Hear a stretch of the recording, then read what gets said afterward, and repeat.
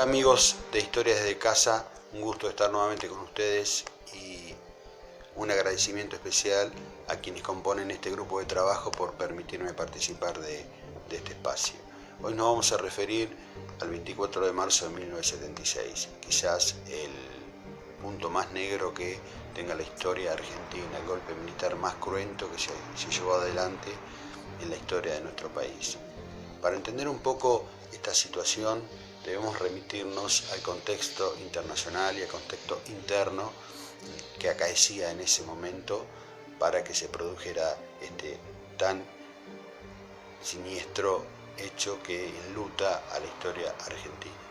Por un lado, en el contexto internacional tenemos que hablar de la Guerra Fría, una Guerra Fría que estaba llegando a su fin, pero que todavía presentaba ese enfrentamiento que todos conocemos entre Estados Unidos y la Unión Soviética. Recordemos que años antes se había producido en la región la Revolución Cubana, que había en cierta manera inspirado a los grupos armados, a las guerrillas de América Latina a seguir ese ejemplo de instalar un gobierno comunista en la región. Esto siempre fue un foco de atención para Estados Unidos. A partir de ese momento, Estados Unidos lleva adelante un plan militar conocido como la Doctrina de la Seguridad Nacional, que se va a implementar fundamentalmente a través de la Escuela de las Américas y también del Plan Cóndor, que es un plan en donde las distintas dictaduras militares van a coordinar sus actividades para llevar adelante el mismo objetivo. También tiene mucho que ver en este contexto internacional, desde el plano económico, el consenso de Washington, que va a intentar implementar un modelo liberal. Realmente va a ser el nacimiento del neoliberalismo en la región, conducidos desde ese lugar de Estados Unidos y que marcaba las pautas económicas a seguir adelante. Esto es muy importante para entender lo que va a suceder. En ese marco, dentro de nuestro país se producía la fractura definitiva del peronismo, un enfrentamiento entre la izquierda y la derecha por un lado la ortodoxia, que había inclusive llevado adelante la Alianza Anticomunista Argentina como método de enfrentamiento a la izquierda, que estaba compuesta fundamentalmente por los sectores juveniles, y dentro de esos sectores habitaban también algunas organizaciones armadas.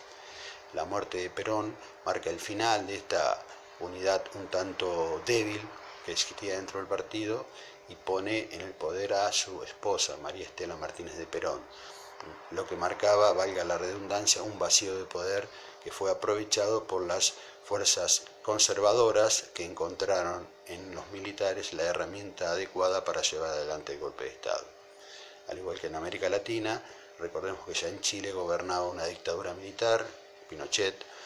También pasaba lo mismo en Perú, pasaba lo mismo en Bolivia, lo mismo en Paraguay, lo mismo en Brasil y lo mismo en la Argentina. Se iba a suceder a partir de este momento.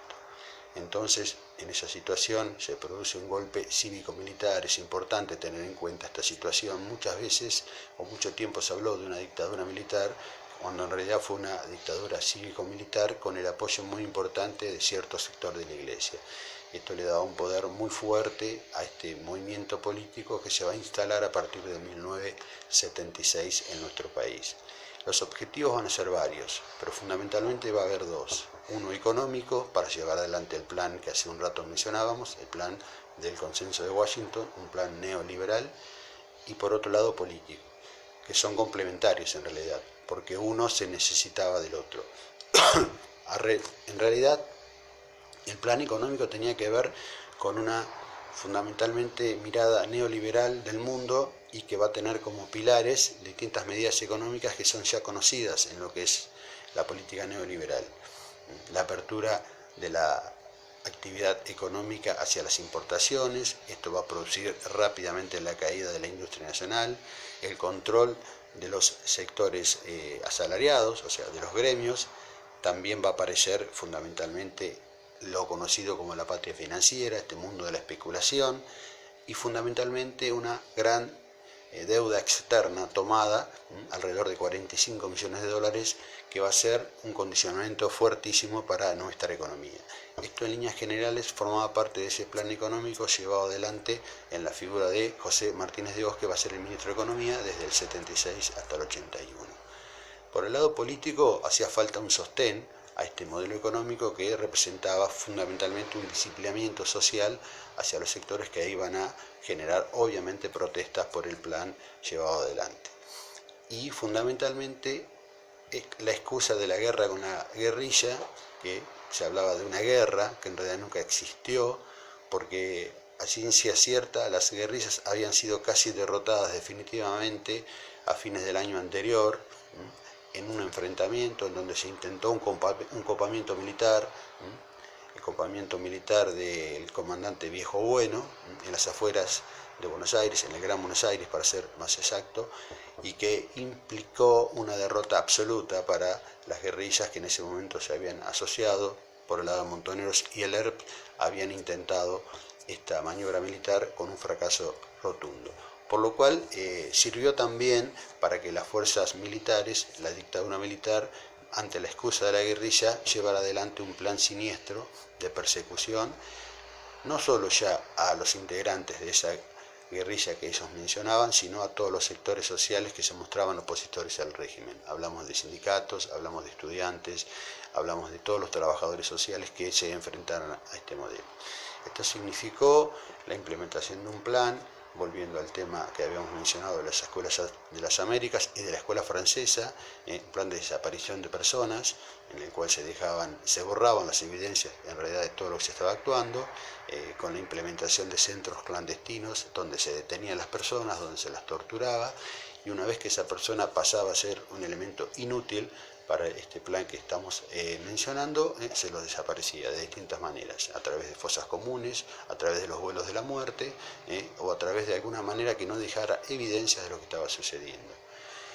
También se utilizó como cortina algunos eventos muy especiales, como el Mundial 78 o el Mundial 79, que sirvieron en cierta manera para entretener a la sociedad que comenzaba a sospechar de las cosas que estaban pasando.